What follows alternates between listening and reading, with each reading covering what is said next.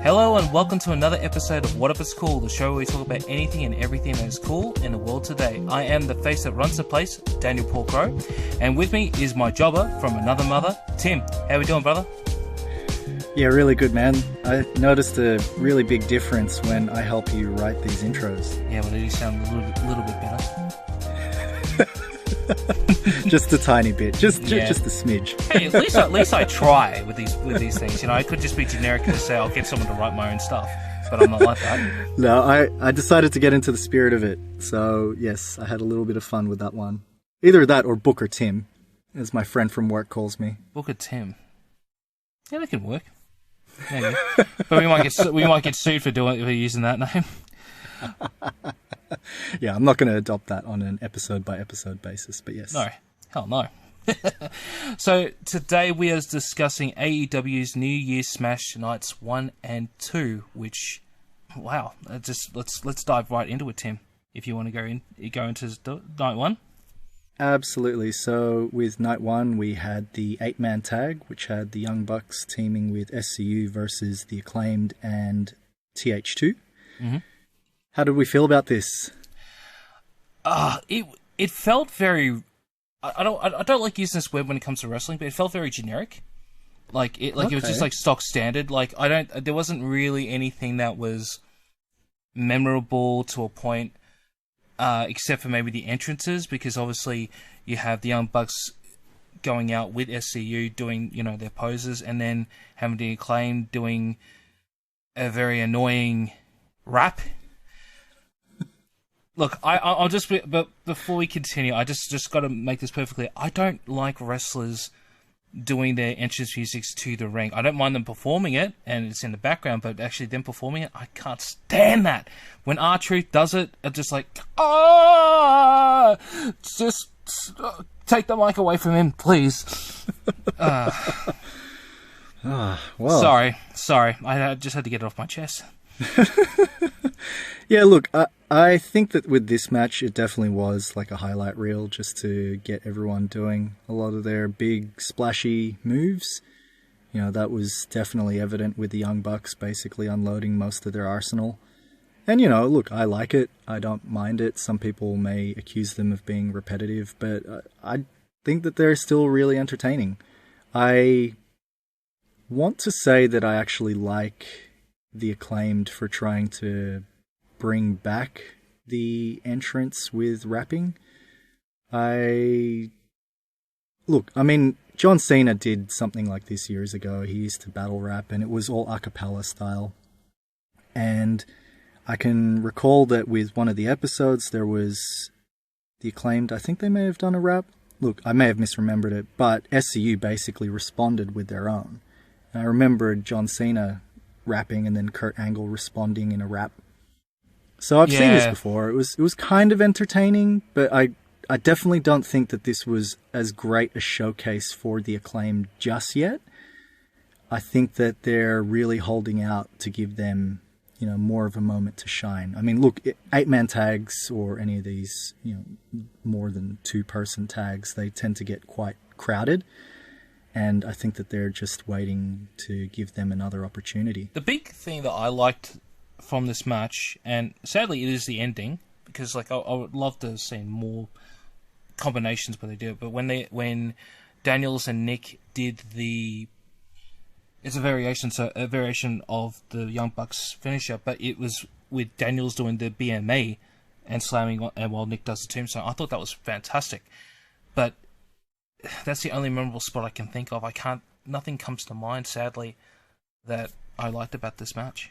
Dude, now you're confusing me. Now I'm thinking I've misremembered things. Was it Nick or was it Matt who was holding up whoever it was in the I thought it was Nick because I saw that he had the bandana, because he's the one who usually wears the bandana all the time. If I'm wrong, I'm wrong. But I remember it being Nick. we'll put it down to it was 2 weeks ago. Yeah. It was some time since we've seen this episode. But yeah, no, I totally get what you mean.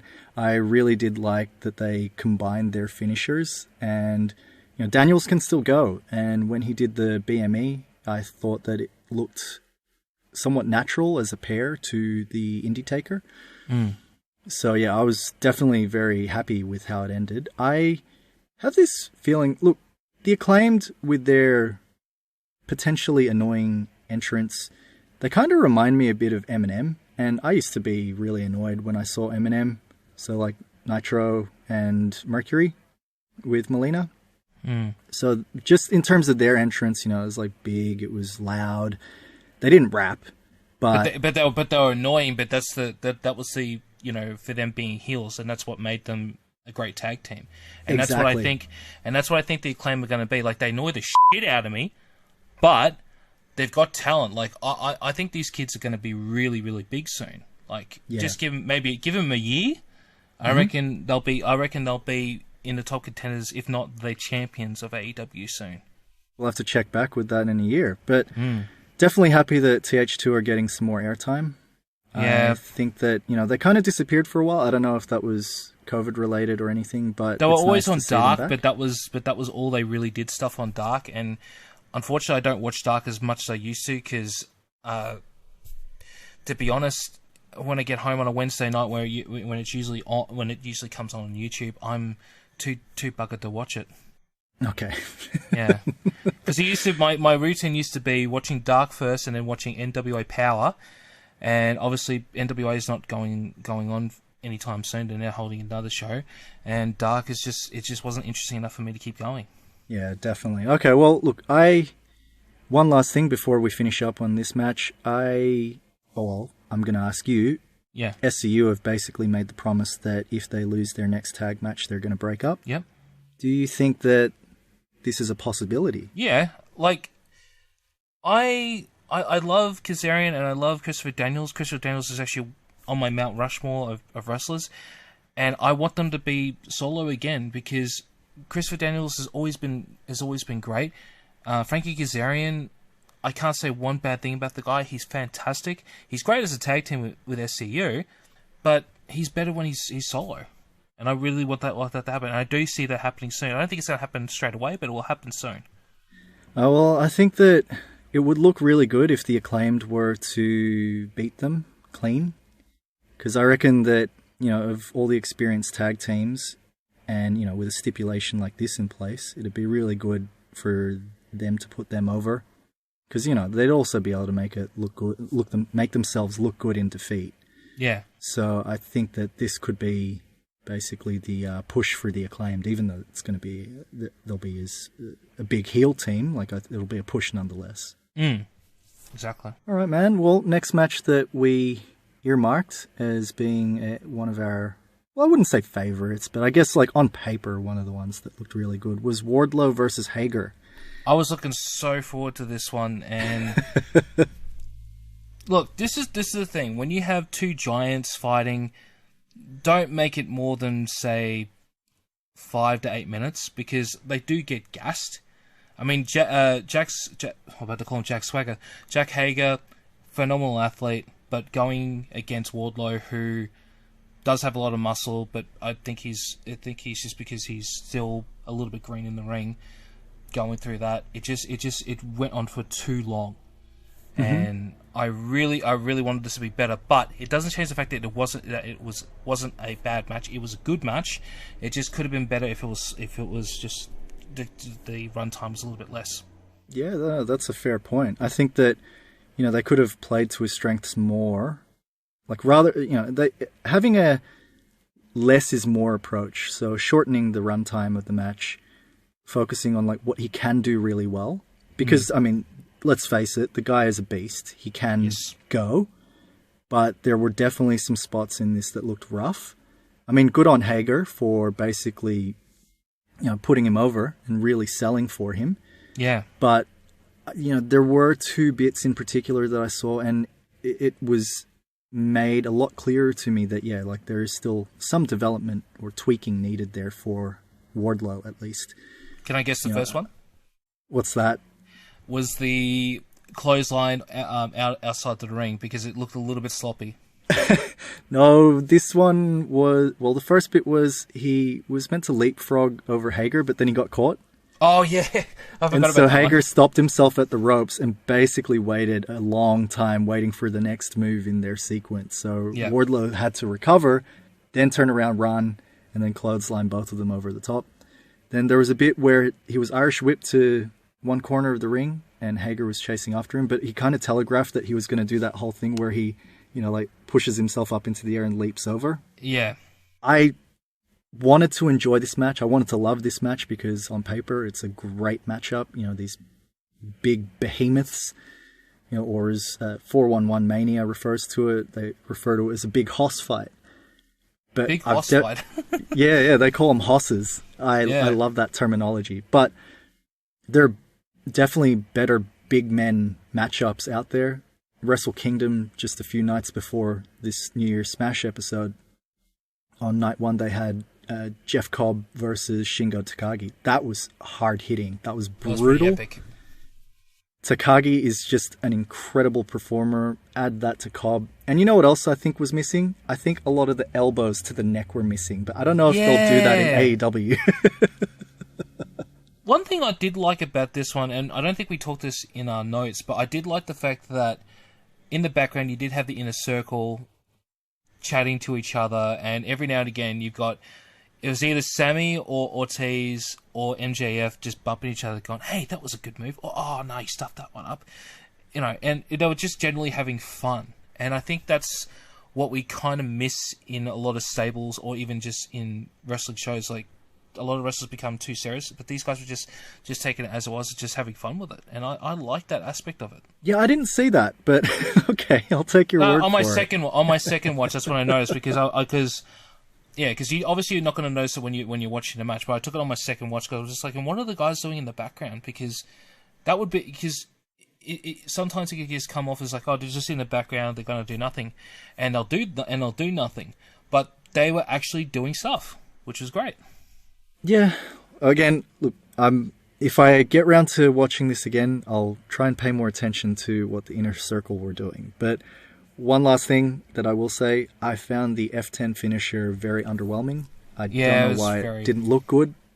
I think maybe because Hager is a big unit, but yeah, it just did not really mesh that well with this. There wasn't enough speed, I think. Exactly, and I think it was a very sadly underwhelming end to what could have been an epic match. But look, maybe there'll be something else later on. Maybe they might form a tag team. Who knows? But the next match, fingers crossed, absolutely. The next match, which I think is the best match of the night, of course, is for the AEW World Championship between Kenny Omega, the champ, and Rey Fenix. Yes. Now, I'm going to quote our producer Ziggs on this one. For Rey Fenix, cheat codes were enabled the entire match. I love that line. It's great. It's so apt. I was typing out my favorite spots to this match, dude. This was just a highlight reel of the freak of nature that is Rey Fenix.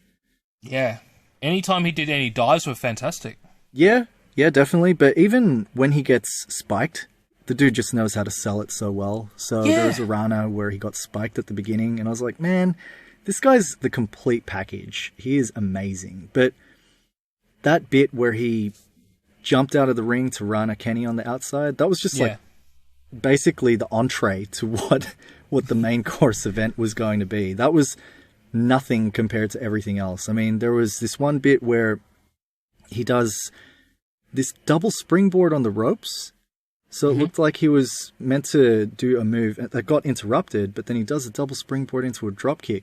Follows that up immediately with a tope con hero. So he goes through the middle and the top rope.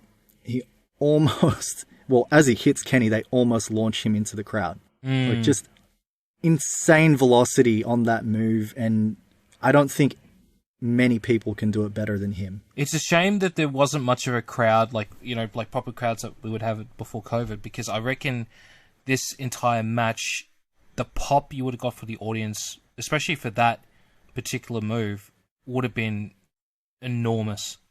Oh, absolutely. And I wish we had crowd, like, I mean, it was a big pop anyway for what they had, but just, I wanted to be bigger. But it is what we are in that time where COVID's affecting everyone, so.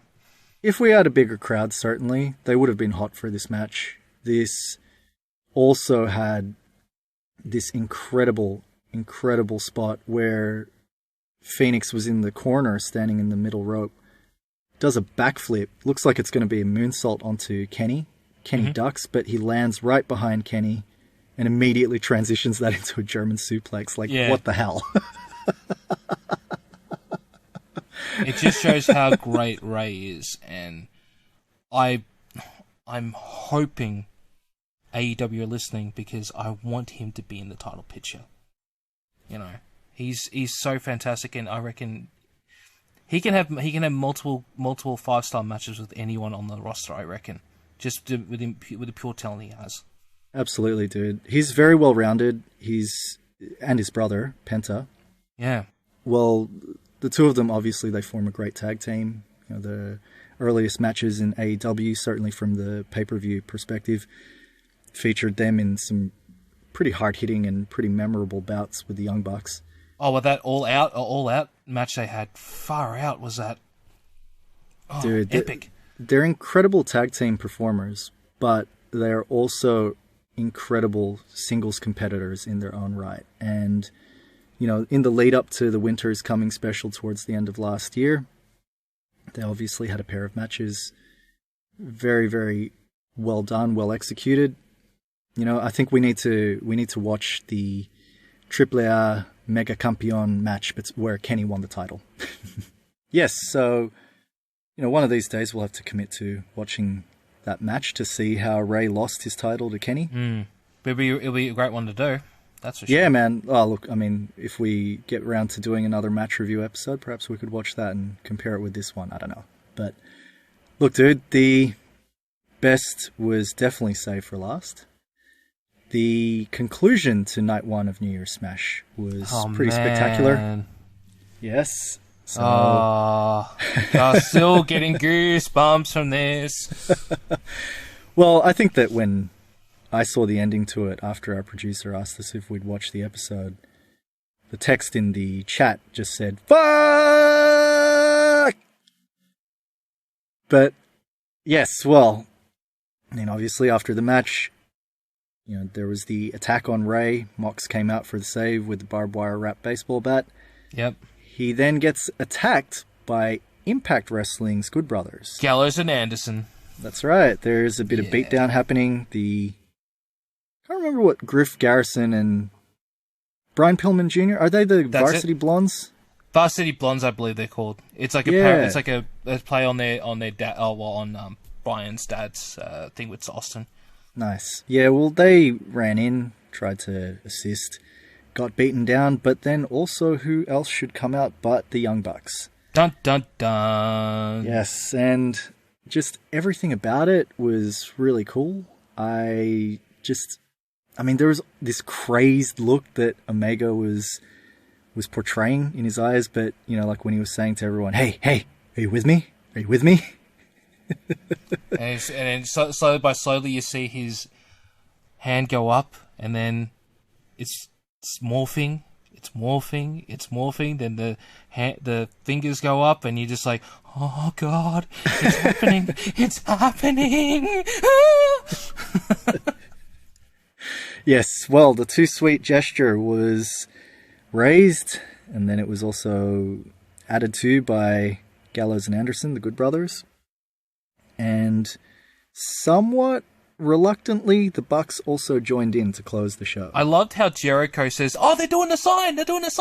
Because if you guys remember, years and years ago, obviously WWE sued the Young Bucks and the Bullet Club for using the Too Sweet sign, and they legally can't say Too Sweet, or technically can't even do the sign, but I thought that was a great callback, and I had a good laugh when Jericho said that. Fair enough, man. I never knew that.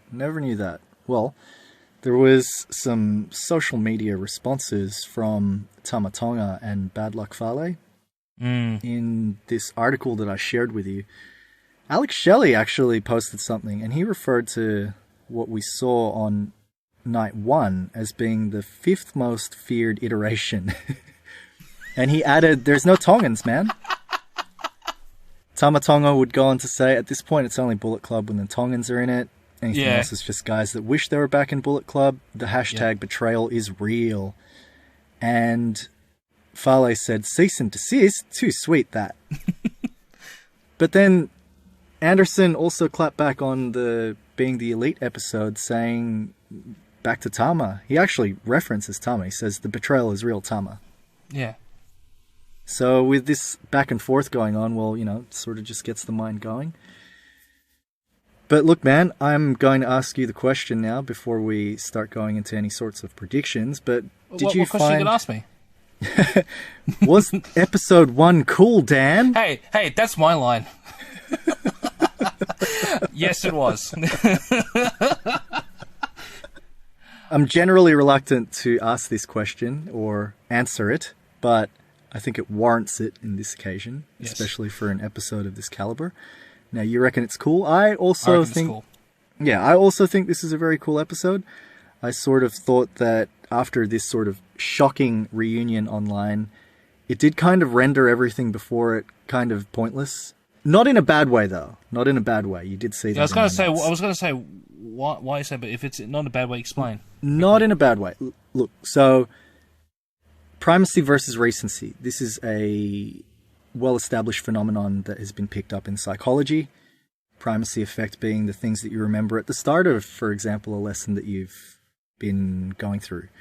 Mm-hmm. Recency effect being the things that you heard towards the end of the lesson. Now, in terms of this, I think the show started out pretty hot. It was a real sampler.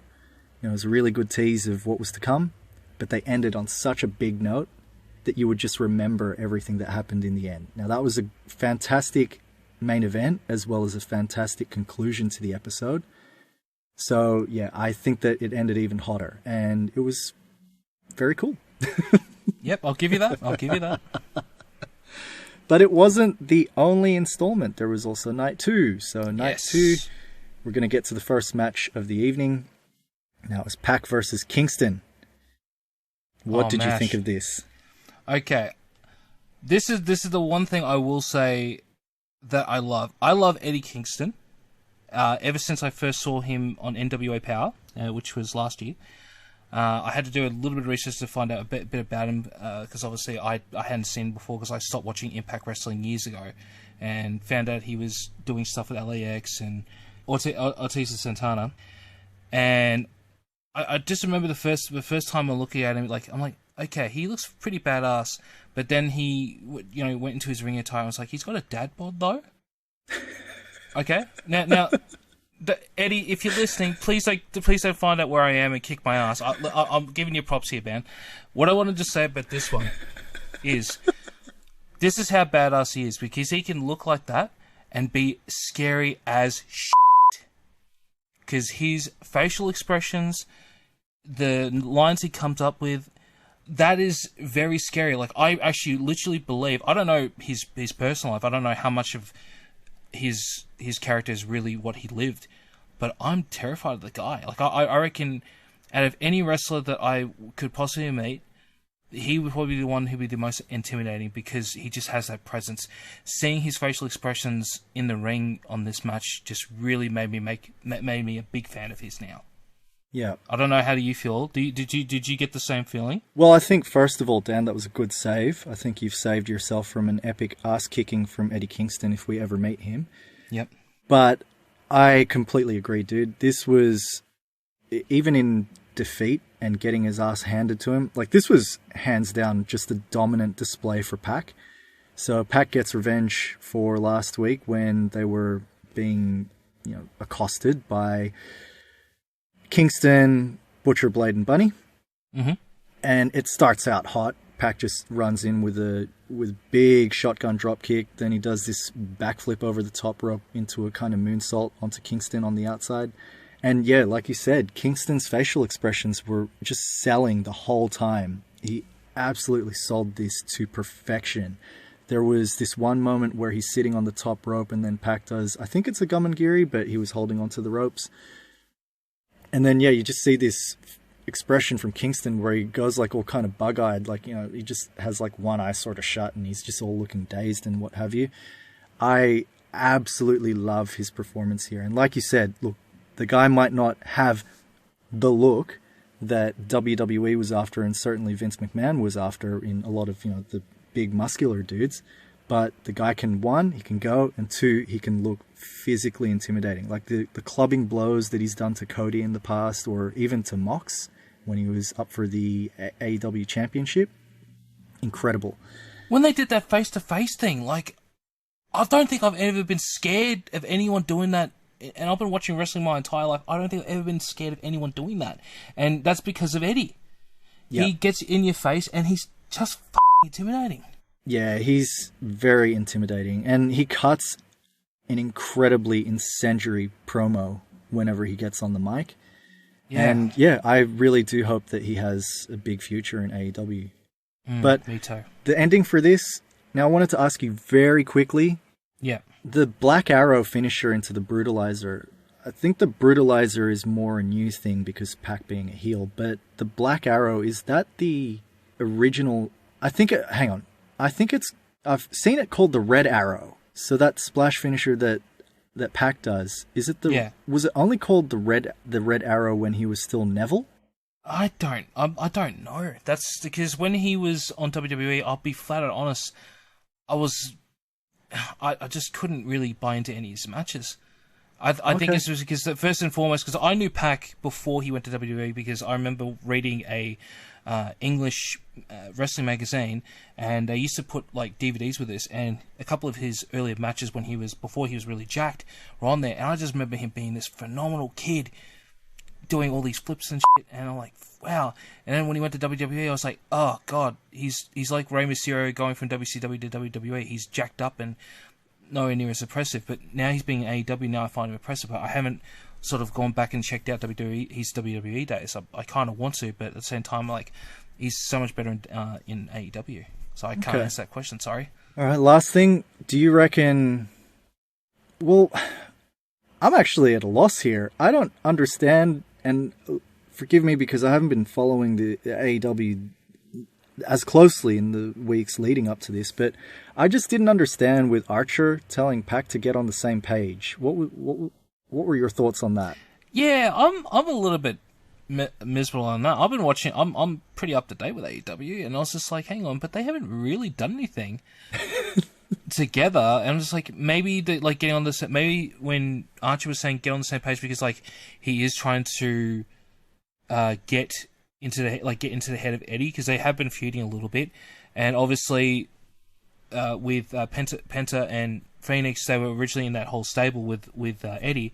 I think maybe because now obviously they're no longer there, maybe he wants them all to be on the same page with him.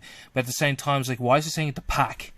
Because Pac wasn't even there, so really should be saying it to Ray and to Penta. But yeah, it didn't make sense. But maybe we'll find out next week this week what's going to happen. Yeah, okay. All right, then we get to Miro versus Chucky T. Oh, boy. In a very, very underwhelming match. Now, I think that Miro, look, the dude is freaking jacked, and he's such a monster, but I don't think he's really had many opportunities to shine. Part of that could have been from that false start where I think he was slightly injured, or he slightly injured himself in the first match that he had on AEW. Yeah. But his best thing was weeks and weeks ago when he was in a battle royale, and then he just went absolutely apeshit and eliminated like 4 to 6 people. I can't remember the exact number, but I'm pretty sure I wrote about it. But I don't think I've seen anything noteworthy from him since. And I think that what we were talking about before we started recording, do you think that they've just missed the boat on Miro, or do you think that something else is being planned? I think they missed the boat to a point, but the biggest thing, and I did say this off camera to our producer, I think, I don't like saying this, but I think when you have an angle that should have taken, maybe a week or a month to do, and you've brought it out for, 4 months now that he's been on television? Because, he only came into the organization as the best man for the wedding. The wedding hasn't happened yet. And if they keep going with this angle and a wedding hasn't happened, or something interesting with that wedding hasn't happened, I think it's game over. No pun intended, but it's game over for Miro if they don't pull the trigger on him. Because he is a phenomenal athlete, great wrestler, he's great on the mic, but what they're doing with him right now is absolutely atrocious and a waste of his time. They need to move him on to something else. Either Kip has a fight with him and says, okay, I don't want you to be a best man, and they have a fight, and then, Miro wins for, whatever, and then move on to another story. They think that's the only way you're going to be able to book it now, because if they keep going for another month without the wedding, I'm just like, okay, I'll give up on Miro. I think that the young boy angle could result in some decent comedy. I mean, there was years and years ago when Scott Steiner had to become the slave to Test. Oh, man. Yeah, I remember that now. I was like, where are you going with this? I went, oh, yeah. So, look, there could be some good comedy, but yeah, like you said, hopefully they do more with Miro soon. I kind of have to say that the next match that I've picked, I didn't really love. It was Serena Deeb versus Tay Conti. So, hang on, because you said you didn't like it. I actually really liked it. What was it that you didn't like about this? Look, I just found that it was a bit slow and not really as fast-paced as some other women's matches that I've seen, particularly from NXT. Now, NXT, I think, hands down, has the best women's division. Yeah, I totally agree on professional wrestling. Like, there is a crispness, there is a fluidity, there is very little in the way of miscommunication or errors in the women's division there. Io Shirai is an incredible champion. Rhea Ripley was an incredible champion. Shayna Baszler, list goes on. Now, we've got this NWA title match on AEW. Now, it's great that it's showing cooperation between these two companies, but again, I think that there really needs to be an injection of skill in the women's division, because as great as Shida is as a champion, I don't think that there have been as many great competitors for her. There's no opponents for her at the moment. It just seems like it's the same match over and over again. Mm-hmm. And what they've done here, like the only thing I don't like about this match, I love both women. I think they're both fantastic. But if you're going to be doing an NWA match, shouldn't they get someone from NWA to be versing, not just someone from AEW? Like I reckon if Shida is the champion, she can only fight AEW champion. We do have Serena Deeb now as the NWA champion. How come we can't get some people from the NWA? I mean, we got Marty Bell, who's still under contract to NWA. Why can't she go on AEW? That's just one example. I mean, there's heaps of women who can probably take that spot, but that's the first one that comes to mind. Exactly. And look, I think the best match in terms of Shida's match history now would have had to been hers against Thunder Rosa. Yep. Thunder Rosa is phenomenal. I would love to see more of her, and we are going to get more of her at Bash at the Beach, or Beach Awesome. Bash. And yeah, just this one, look, I just felt that it was slow. I noticed that there was some miscommunication earlier on in the piece. Like, there was this bit where Tay Conti's meant to push Deeb, but she sort of reacted in a certain way where she misses and has to follow through some more to actually push her. Yeah. Look, it was serviceable. Like, it wasn't, classic or anything like that. But yeah, I just think that some more foundational work needs to be done for the women's division in order for them to really, really shine. I'll just give my 2 cents before we move on to the next match about why I like this match. I think you've got two very good women wrestling. It's very technical, but they just didn't have enough TV time to showcase it. It did feel slow, but it just wasn't enough to sort of get the audience in there. And I think that was the only hurdle it was. But other than that, it was for me. I liked the match. All right, dude. Well, now we need to decide which of the 2 segments on this episode did we like best. So, we had Dr. Britt Baker DMD's waiting room segment, and we also had the Inner Circle's resolution segment. Now, the waiting room, I think you'll agree with me, it felt pretty rough around the edges. Would you agree? It felt very forced, but then again, it's meant to be like an 80s sort of talk show sort of thing, which is always kind of like that. So I think you mentioned this, that you think like the the barbershop thing that British Barber Beefcake did, or like Piper's Pit. But I think what made it funny was Rebel's actual Reba, as they're calling her at the moment. I think just her mannerisms through it. I just thought she was absolutely hilarious. Yeah. Just cackling away. Dude, I can't remember this. Now, you might be able to remember this better than me, but did Cody actually get any words in? I don't think he did. He had wait, through the entire thing or towards the end? Because at the end he kind of did. Yeah, no, I think. I don't think he did. So, yeah, it was... I loved everything about Britt Baker. She is incredible as a heel. She got some awesome barbs in there, especially the dig at his tattoo. Any chance to make fun of that tattoo, everyone's going for it now. Freaking fantastic. But this was really choppy towards the end. I hope that they refine the segment and then they keep doing it. But then there was the interruption by Jade Cargill. Now, she is really rough on the mic. Like, I will go so far as to say that she's really lacking in that area. And it's... Look, probably not the best impression to make. Look, she's an incredibly muscular-looking athlete. Intimidating-looking figure. Yeah, dude. Like, I think she is so intimidating physically. Wouldn't it have made more sense if someone wasn't really great on the mic, that they would actually just introduce them more as a silent threat than allowing her to get on the mic? Because, you know, look, I guess they trust their talent with doing their promos, with doing their, you know, messages, what have you. But yeah, she's really lacking in the couple of segments that I've seen, and this was just glaringly obvious. I'm very, very much looking forward to seeing Thunder Rosa versus Britt Baker. So that was another thing that we got there. Yeah.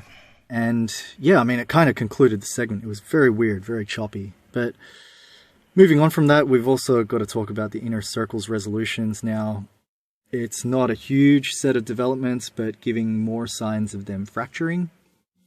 So there's a bit of disagreement as to how the tag team championship pursuit would play out. Now, Santana Ortiz were picked as the tag team, but now Jericho's going to team with MJF, and Sammy was very upset at that.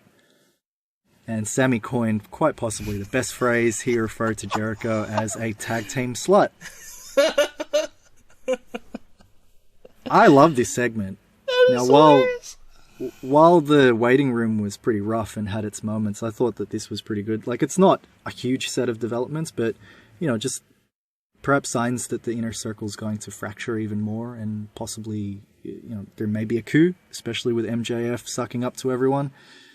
I think that, you know, it'll be fun to see, like, the tag teams, because, yeah, I don't think I've seen Jericho and MJF tag yet, and, well, Sammy and Hager, I don't think they've strictly been a tag team.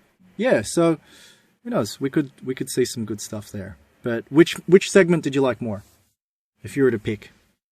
I'd say it'd probably be the Inner Circle, because it's no secret, I love Sammy Guevara. So anytime I see him on screen, I've just got to watch it. And I just thought, you know, that line, the tag team slot, was hilarious. But then when he kept saying Sammy and Hager, and then Jericho just going, Sammy Hager?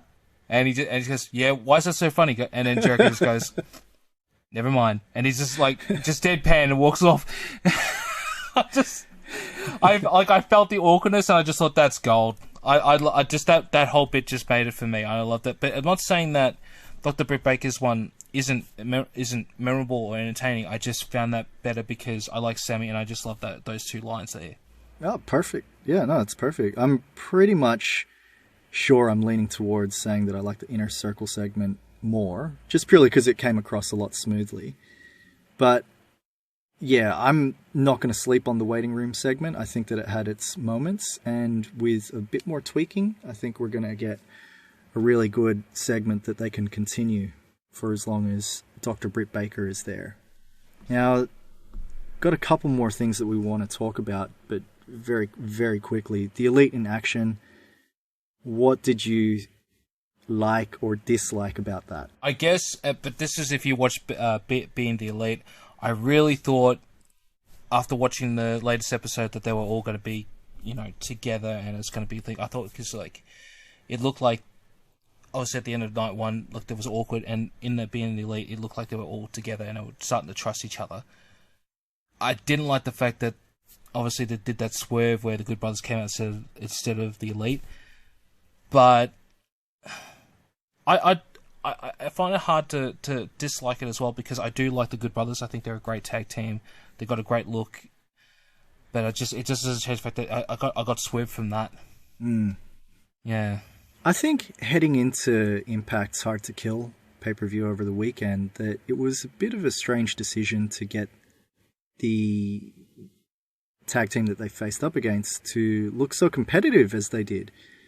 Now, I like that AEW gives a lot of the up-and-comers a chance to shine, but, them being who they are, Kenny and the Good Brothers, I would have thought that it would have been a more dominant display from them. Now, it was good to see Griff Garrison and Brian Pillman Jr. and the other fella, getting in some great offense. But, yeah, there was one part in particular where I just thought Kenny and the Good Brothers, they did this bit where one did a piggyback onto the other while the other one jumped on top, and then it was basically like a triple splash. And it just looked ugly as shit. Yeah, it wasn't that great to look at. Which they ended up doing again at Hard to Kill, and I just thought, dudes, just retire that move. It's not looking good. Did it look better? Did it at least look better on pay-per-view, or was it just as bad? It looked a little cleaner on pay-per-view. It wasn't pretty, and I think that's the point. But at the same time, I just thought, man, I want these guys to look crisp, but that's not what they're going for. But that's a move that just doesn't work. Yeah, and it was all more for storyline, but after the developments of the previous week, you kind of think that, well, the Bucks trying to play a bit of peacemaker there. They're not really there to join up with Kenny and the Good Brothers, at least not 100%. They haven't gone complete dark side. But yeah, look, I guess we'll see more in weeks to come. Now, the main event was Darby Allin versus Brian Cage for the TNT Championship. Now, this also started pretty hot. I really loved just how Darby went for it. There was a tope suicida to the outside. Went again, but clipped the top rope. So I was thinking he was going to land quite ugly after that. But thank God he was caught by Cage. Cage then ended up converting that into holding him in a suplex position. Oh, man. Just brilliant. There was some really great stuff here. I love I know I've said in the past that I'm not a big fan of Darby Allin, but that opening bit where he was just going at it, really made me rethink my things about him. And I love that when you have the real obvious underdog facing the giant, and just that opening bit really made me think even though he did win eventually, it really would make me think that he was going to win because he was just getting it. Because you get, I can't remember which match it was, but I remember when Rey Mysterio was facing a lot of the giants in WCW, and to a lesser degree when he was in WWE before he won the World Championship, they made him look really, really weak at the start, and then he gradually get to that. But I think if you start the ball rolling, it will get more of a pop. Yeah, and he does the underdog act really well, I have to say. Yeah. I mean, he's like the human rubber band, or he's like a human crash test dummy. I mean, he's getting ragdolled like crazy. There's this spot where he's thrown from the ring to the outside, and then he's thrown, from the ring, he's thrown onto the ring announcer or timekeeper's table. There are the 3 straight power bombs that he was, on the receiving end of, and flips off Cage, and he gets power bombed to the outside on the ring entrance platform. Another middle finger. I just love it, and he got to do a coffin drop onto Cage on the steel steps outside. That was fantastic. I think that it's really cool how Sting is aligning himself, it seems, with Darby. Now, you're going to have to fill me in here because my wrestling history is really spotty, or wrestling knowledge is very spotty. But okay, I'll put my teacher's hat on. Yep, got it. Cool. Ask away. With regards to Sting, yes, with the whole Crow, face paint gimmick, was he always the outsider getting the shit kicked out of him? I just don't feel that. How it worked was WCW was being taken over by the NWO. Sting was the face of WCW, and when he just witnessed everyone just sort of going down or joining NWO, how it was he just lost his faith in WCW. So for months he was on the rafters as a loner, just watching, and it just went on for months of him watching, and eventually the NWO were trying to convince him to join them. And then he disappeared, and then what we thought was Sting was actually Ed Leslie or Brutus the Barber Beefcake, just as Sting. I think about maybe a month later, Sting actually came for the Rastas, beat the shit out of him, and then came right into it. And then it was like everyone against Sting. It wasn't you didn't know if Sting was for WCW or was he for the NWO. So he was a complete outsider. But eventually he joined the WCW. And then eventually he did a 180 and joined the Wolfpack, which was weird, but it is what it is. All right. Well, I guess in the storyline way of things, him being the face of TNT, he's now aligning himself with Darby, and so he's going to possibly guide Darby as the new face of TNT. I do love the face paint versus half face paint thing going on. It's fantastic. Yeah. I really can't wait to see how it all plays out. But there was a weird spot there where it looked like he'd earned a 3 count before Cage pushed him off.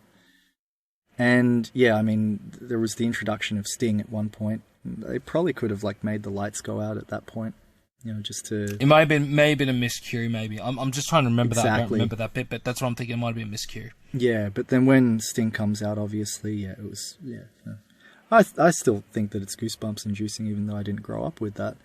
But the crucifix bomb into the 3 count, that was.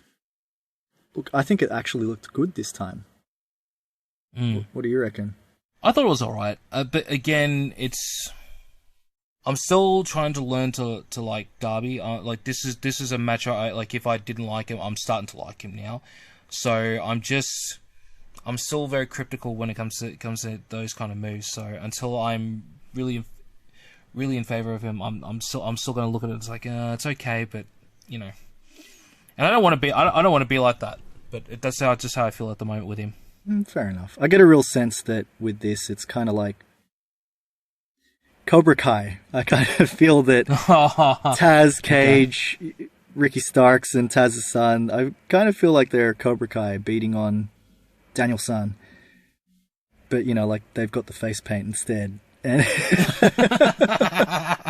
it's a very silly analogy to use, but I don't know, that's kind of it's not silly at all. It's really does showcase what you're trying to do, and I totally get it. They're trying to bully him, and he's been bullied his whole life, and so he's been dealing with all of this shit for years, and that's the storyline that we're going to play out, him facing up to the bullies. But now, this was the end of night 2 of New Year's Smash.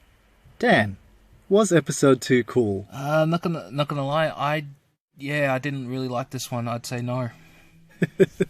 I felt, in all honesty, I mean, there were some good matches here and stuff, but it did feel more like a filler episode. It just because there wasn't anything really that stood out for me. Not saying it was a bad episode, but it was more filler, so I wouldn't say it's that cool. I just reckon it's just like one of those ones that they just put in out there, and that's it. Absolutely, it just didn't do anything for me. I completely agree, dude. This felt to me like it was a cool down episode, and not really fitting of the New Year's Smash name. Yep. I didn't think that they really needed to continue on with it, especially with the opposition. They only did New Year's Evil for one night. Now, it wasn't much in terms of developments for the main event storyline with regards to Kenny and the Good Brothers and, the reunited Bullet Club, but, I guess they were saving some of that for Impact's Hard to Kill. So, yeah, I think they should have just made it a regular episode. So we've talked about this, that usually after the pay-per-view, the next episode is usually a bit, not filler, but definitely, just sort of coming down from the heights of the pay-per-view. And I think that's what happened here. I liked a lot of this, especially Pac versus Kingston. But yeah, I just felt that it didn't really reach the heights of the first episode. Well, that was the match of the night for me. I liked that one just simply because it made me more of a fan of Park, but it made me such a big fan of Eddie, and I that's the only one that really stood out. Like before we were setting up for this one, that's the only one that's still replaying in my head. Nice. Yeah, same. I really want to see more of Pac kicking the shit out of someone. All right, man. So we got to get to some predictions here. All right. After let's book it. Booker Tim is here now. All right, Booker man, let's go for it. All right. So look, I've been talking with our producer about the episodes that we've just reviewed, and look, some people have been calling for blood and guts, and I think now would probably be a fitting time to have something like that. What would you say? Would you still have the Inner Circle in it? I think that ship has sailed and really was resolved with Stadium Stampede in lieu of a blood and guts episode. Yeah, because how I'd book it now, if the Bucks don't obviously join the new Bullet Club fully, I reckon do a blood and guts with the Good Brothers and Kenny, having the Young Bucks, maybe throw in Mox in there for good measure. Right. I think that would be interesting. I think of that because, obviously Moxley from his CCW days, the guy's insane. Mm-hmm. That would be good. But the only hurdle I have with that is I don't recall Gallows and Anderson ever really doing anything like that before. I'm pretty sure the Bucks haven't done anything like that, but Kenny has. So that may be the little bit of hurdle. But then again, you got world-class performers there that can do anything, so that could be a really good standout for me if they book it. Yeah, fair enough. I want to just quote. Actually, I can't quote it because I don't know the full quote. But I actually want to just paraphrase something that Don Callis said. Now, a lot of people after Kenny became champ and most recently defended the title, a lot of people were saying that, or calling for Ibushi versus Omega. Now, yep. Callis said, look, to people who are calling for that match, that's incredibly small-minded of them. What? So, if we're going to not think small-minded, let's go crazy with it. Yeah. Now, there are multiple ways that this could play out. I would really love to see it. Look, Invisible Hand, Don Callis, he's a vice president or EVP or whatever of Impact. Yep. Who's to say that he hasn't somehow made his way into New Japan already or negotiated some kind of deal with New Japan? Well, he did say that this was all planned like 3 years ago, so maybe. But at the same time, the guy's very crafty. I mean, like Absolutely. this is the guy that was known as Cyrus the Virus on ECW, and he had a very, very good creative mind, almost genius like Paul Heyman. So maybe he has done this, but you just open up Pandora's box for me because now the opportunity it's real. Definitely, man. Look, I mean, imagine if 2 Bullet Club factions go to war. Oh my god. Fucking exciting, right? Like, I reckon it'd be so doable if they could get cooperation with New Japan. If they do that, all of us are getting our butts to those seats, man. That's gonna happen. Look, like, I mean, I hope COVID's over before so we can go to do that. That'll be great. We've already referenced it before. Tama Tonga and Bad Luck Fale were calling out, these guys on social media. Anderson's clapped back. There was an even bigger reaction from Tama Tonga after night 2. There's also notes that Jay White has been removed from New Japan Pro Wrestling's roster. There's talk that when did that happen? Well, that happened just the other day, and it looks like there's a lot of talk that he's being touted and really, really courted by WWE. So that's sweet WWE money, basically. Yeah. But I mean, he's booked through shows into March with New Japan. But imagine that they were able to squeeze something in there where it was Jay White heading up the New Japan Bullet Club faction against Kenny's resurrected Bullet Club faction. It'd be freaking tight. And, I mean... Take my f***ing money. Here you go. I want to go watch that. Kenta's already in America, so they're obviously lining up him versus Mox. So it stands to reason that they could actually bring over the members of Bullet Club from New Japan to America. I don't know what COVID's like right now in Japan and traveling and getting back into Japan, but who knows? Let's see what happens. Yeah, fingers crossed. Fingers crossed. But I did want to say, as far as invasion angles go, like with the Good Brothers having come in, what do you feel like, especially having grown up and watched the invasion angle in WWE? Oh, well, that was great premise, but shit ending. So I don't have high hopes for a lot of these crossovers with big companies. With smaller companies, it's usually really good. I mean, Ring of Honor did one with CCW years ago. CCW did with a few other ones. I just can't remember the name of those organizations, but they're other death matches companies, and they're generally pretty good. Now, AEW is a big company, but still relatively new, and I reckon if you book it where it's like winner controls all, it's not gonna do anything at all. Whether it's just like if they make it a yearly thing, where let's just say like what TNA or Impact Wrestling used to do, where they used to have the four nations. It was like Mexico, Europe, America, and I can't remember the fourth one, but it was like a World Cup sort of thing. Every year they battle for a cup, and it was like there was always like multiple matches what you had to do, and then there was a final big one.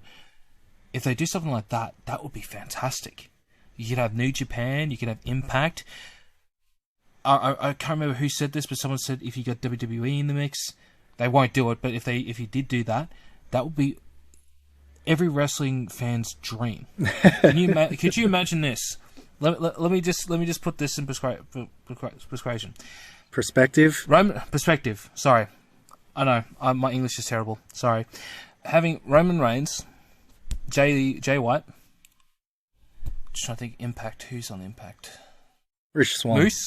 Moose. No, okay. No. I'm gonna go Moose. Okay. Rich Swann's a good one, but I'm gonna go with Moose on this one. And then let's say either Kenny or Mox, right, in the ring, the Battle of the Champions. Let's say it would be a ladder match. Think of just the electricity in the air for that. That would be a very, very interesting match. It would never happen, but if it ever happened, I reckon that would be a really good way to book it for an invasion. Do tournament for tag teams, do a tournament for the cruiserweights, do a tournament for the same thing for the women. So their tag team, and if they've got another title like a TV title, something like that, and then have the big one where these ones are representing the main one. So this is the supremacy, and they get a cup or something like that at the end. Fantastic, be great. Well, I was going to say that I think that, it was so hard in the past, I take it, and this is what I read in Jim Ross's book, but it was so hard for them to really do this invasion angle and show that they were separate entities. Do you know what I mean? Like, and it just did not, like, the idea was great, the execution was terrible. Now, with this, they are seemingly all separate entities, so I think that it could definitely be something that they could continue to do. I mean, like if Sony and Marvel can collaborate and make sure that Spider-Man movies are part of the MCU, then why not? But I like to think that even though Callis has said Ibushi versus Omega, anyone who's calling for it, like, that's small-minded, right? I mean, that's what they want you to think.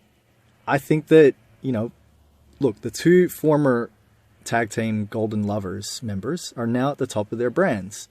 Ibushi's won clean, and he has attained his god status. That's what he has always been wanting to achieve. Now, Kenny didn't win it clean, but Kenny has started being introduced as a god. So if we went to Hard to Kill, this was something that Callis said. He says, this man is a legend in his early 30s. Gotch, Hackenschmidt, Fez, Race, Flair, Hogan, all pale in comparison and are all insects in the shadow of the god of professional wrestling. Man, is that incredibly cocky. But that's fucking awesome. Callis is incredible on the mic. Like, I loved when he was on commentary back in New Japan. Like, there was this one match that he called for Ibushi versus Cody. So, there was this one bit where Ibushi did a Snap Rana, and he goes, "Snap Rana, what a stud." But then afterwards, there was something where he hit Brandy, and then 2 seconds later, he's just like, what an idiot.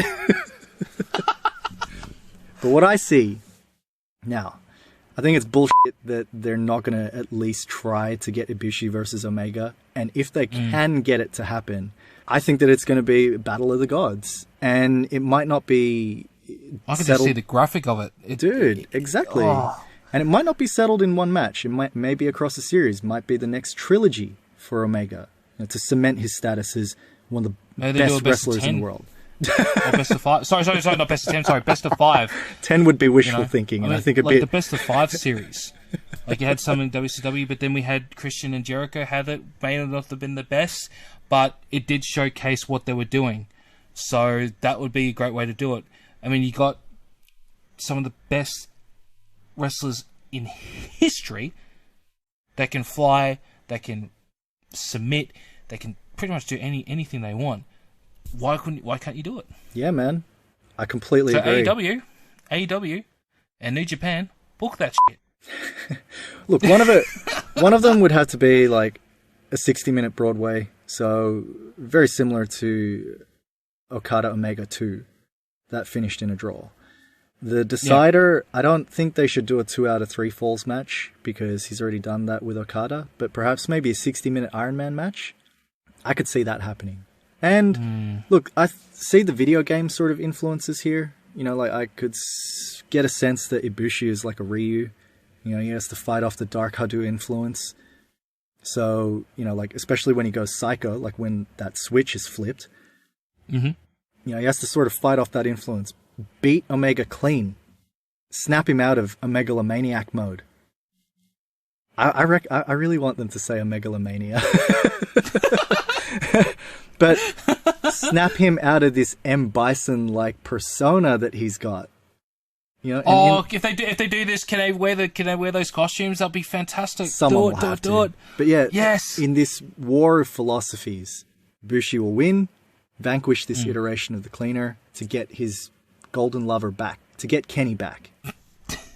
End it with an emotional hug. Yeah. I mean, they play emotion very well, the two of them. They know how to wring out emotion. Yes, they do. They really do. But I think that that's where this could go. And that'd be good. And if they can't get Bullet Club versus Bullet Club, well, why not get Mox heading up a faction against Kenny and the rest of the Elite / Bullet Club? Who would you, if you were to do that, who would you put in Mox's group? Mox, Hangman Page, yeah, Pac, and maybe the Lucha Brothers. Okay. I was going to say Archer, but I think that Archer, they'll have to move him onto something else. But this would be an AEW equivalent if they can't do what it is that they're planning. But look, man, it's that Carney mentality. They're only showing us what they want us to see. Greatest showmen, all of them. Oh well, that's I'm very excited for the next couple of months for AEW, and I hope this year is better than last year, because last year was so good. I'm looking forward to it. I just really am. I just can't express how happy I am with AEW right now. Exactly, man. Well, that's all the time we have for this episode. Don't forget to like, share, and subscribe to our podcast on Anchor, Spotify, Apple Podcasts, Breaker, Overcast, Pocket Casts, Radio Public, Google Podcasts, Castbox, and Stitcher. And while you're there, leave us a review. If you're watching on YouTube, please hit that subscribe button and enable those notifications. If you can't wait for our next episode, why not check out our Tumblr page? Find us at What If It's Called Podcast. Make sure to find us on Facebook at What If It's Called Podcast, tweet us at What If It's Cool, and find us on Instagram at What If It's Called Podcast. Keep that support coming. And until next time, folks, we'll catch you on the next cast. Peace.